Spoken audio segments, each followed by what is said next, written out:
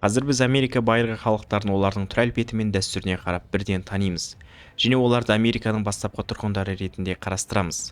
Бірақ генетикалық және археологиялық зерттеулер олардың Американың байырғы тұрғындары емес, Азиядан келген адамдардың ұрпақтары екенін анықтаған болатын.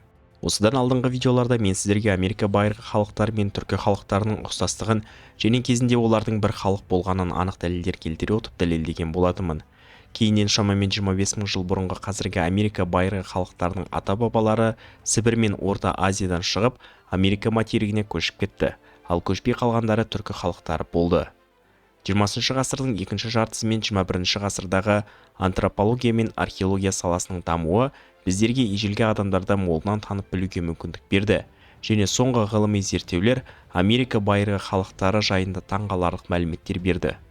Яғни Америка үндістері Америкаға көшіп бармас бұрын Америкада қара терілі халықтар өмір сүрген, және ол халықтар қазіргі Австралия байырғы халықтары мен папуалықтарға түр-әлпеті жағынан өте ұқсас болған, және бұл халықтардың басым көпшілігі Азиядан шыққан Америка үндістерінің келуімен жойылып кеткен. Бүгінгі видеода Америка үндістері қалайша байырғы Америка халықтарын жойып жіберіп, Американы жаулап алғаны жайында айтатын боламын. Маңызды тарихи мәліметтерді менің видеосындағы телеграм-каналыма өтіп көре аласыздар.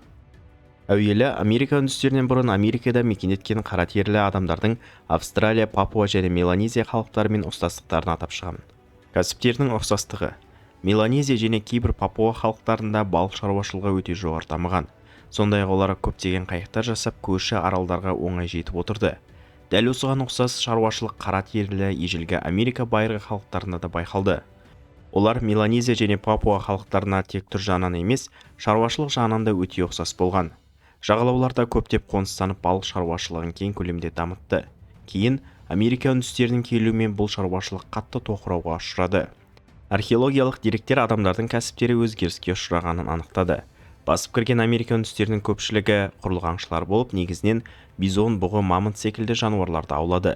Тек жағалаудағы кейбір жекелеген тайпалар қайық жасап балықшы болды, бірақ негізгі бөлігі теңіз шаруашылығына аса қатты көңіл аудармады. Антропологиялық ұқсастық. Түр-әлпет. Бразилиядан табылған Лузия деп аталатын адам сүйегі мен Мексиканың суасты үңгірінен табылған Ная деп аталатын ежелгі адам сүйектерін зерттегенде, олардың бас сүйектері созылыңқы, жақ сүйектері алға шығыңқы, терең көз ұялы, кең мұрынды адамдар болғаны анықталды. Зерттеушілер бір ауыздан бұл адамдардың түр-әлпеті Австралия байырғы халықтарына өте ұқсас болғандығын мойындады. Осы сүйектерге ұқсас белгілермен де көптеген ежелгі адам сүйектері табылды. Тілдердің ұқсастығы. Кейбір лингвистер оңтүстік Америкадағы кейбір тілдер мен Австралия және Меланезия тілдері арасында фонетикалық және грамматикалық ұқсастықтар бар екенін атап өткен. Мысалы, сирек кездесетін дауыссыз дыбыстардың болуы, жіктелген жіктеу есімдіктер жүйесі, біз сөзінің қосылатын және қосылмайтын түрлері, етістік морфологиясының күрделілігі және редупликация мағынаны күшейту үшін буындардың қайталануы анықталды. Осындай құрылым Австралия, Папуа және Амазония тілдерінде де кездеседі. Тікелей туыстық дәлелденбесе де, мұндай сәйкестіктер кездейсоқ болуы екіталай. ДНК ұқсастығы. Оңтүстік Американың кейбір байырғы халықтарында австрало-меланезиялық гендердің аз мөлшердегі қоспасы табылды. Мәселен, Бразилиядағы Суруи және Карайтиана тайпаларында меланезиялықтарға туыстас ДНК-ның шамамен 5-10% мөлшері анықталған. Венесуэладағы Пиараха халқы мен кейбір Анд өңіріндегі топтарда да оңтүстік азиялық генетикалық элементтер байқалған. Бұл іздер солтүстік Американың байырғы халықтарына кездеспейді. 2015 жылы Nature журналында жарық көрген Понтус Скоглундтың зерттеуінде былай делінген. Кейбір оңтүстік Америка байырғы халықтарының геномындағы сегменттер азиялықтарға қарағанда австралиялықтар мен папуалықтарға жақынырақ. Бұл Америкада алғаш қоныстанған көне популяцияның генетикалық реликтері болуы мүмкін.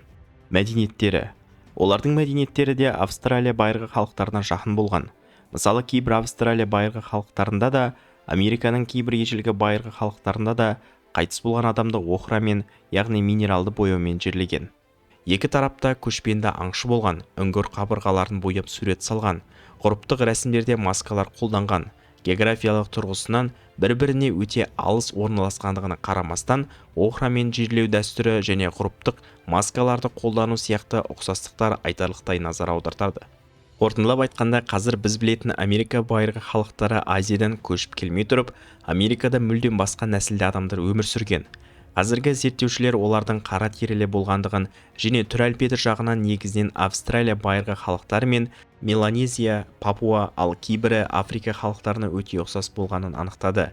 Егер сіз 30 мың жыл бұрын Америкада болсаңыз, ол жақтан Австралия байырғы халықтарына ұқсас адамдарды жолықтырар едіңіз. Кейіннен Азиядан қазіргі Америка байырғы халықтарының келуімен Австралия байырғы халықтарына ұқсас қара терілі адамдар біртіндеп жойылған. Археологиялық зерттеулер нәтижесі мәдениеттердің түбегейлі өзгерісі солтүстіктен оңтүстік Америкаға қарай жылжығандығын көрсетті. Яғни басқыншылық солтүстіктен басталып, ақыр соңында тұтас қос Америка материгіне жеткен. Егер олар негізінен бейбіт жағдайда қосылып, үйленіп араласқан болса, біз көбіне ортақ, ұқсас белгілері бар мәдениет іздерін байқар едік. Бірақ мәдениеттердің көп аймақтарда күрт өзгеруі кейін келген адамдардың алдыңғы байырғы халықтарды өлтіріп, не ығыстырып жібергенін білдіреді. Әсіресе қару-жарақ тұрғысынан үлкен айырмашылықтар болған. Мысалы, Австралия байырғы халықтарына ұқсас қара терілі адамдардың қолданған қарулары негізінен басы тастан жасалған шоқпарлар мен қазу таяқтарынан тұрды. Ал найзалары ұшы өткірленіп, қырналмаған қарапайым тас құралдарынан құралды. Яғни олардың қарулары ауыр және ұшы нашар, негізінен жақын қашықтықта қолдануға арналған болатын. Сібірден келген Америка байырғы халықтарының ата-бабасы өз заманындағы жоғары дамыған қару-жарақтармен барды. Олардың қолында кловис деп аталатын тас ұштары болды. Кловис сапқа бекітілетін ойықтары бар, жеңіл, сапалы және өте өткір ұштарымен ерекшеленді. Бұл құрал тіпті мамонттардың да терісін жарып жіберуге мүмкіндік берді. Сондай-ақ олардың қолында атал деп аталатын найза лақтырғыш құралдары да болды. Оның күшімен жауынгер қысқа найзаны 100 метрге дейін лақтыра алды. Тактикалық тұрғысынан да Азиядан келген Америка үндістері үлкен басымдықта болды. Яғни байырғы тұрғындар негізінен бірнеше отбасыдан топ құрып мекендесе, Америка үндістері тайпалық қауымда мекен етті. Олар ашық соғыста адам санының көптігімен ерекшеленіп, қарсыластарды жекелеп қоршауға алған. Салдарынан қару-жарақ және соғыс тактикасы жағынан тең болмаған алғашқы байырғы тұрғындар Азиядан келген Америка үндістері тарапынан жеңіліске ұшырап, шамамен 95% жойылып кеткен. Бәлкім, олар да жаңа жұқпалы аурулардан қырылуы мүмкін. Көптеген тарихшылар адамзат тарихындағы оқиғалар үнемі ұқсас сценарий бойынша қайталанып отыратындығын байқаған. Сол секілді 16-19 ғасырлардағы Европа басқыншылығына ұқсас оқиға мыңдаған жылдар бұрында азиялық басқыншылардың келуімен орын алған. Өз замандағы ең озық қару-жарақ және тиімді соғыс тактикасын меңгерген Америка үндістерінің ата-бабасының келуімен олардан бұрын Америкада мекен еткен адамдардың жойылуы басталды.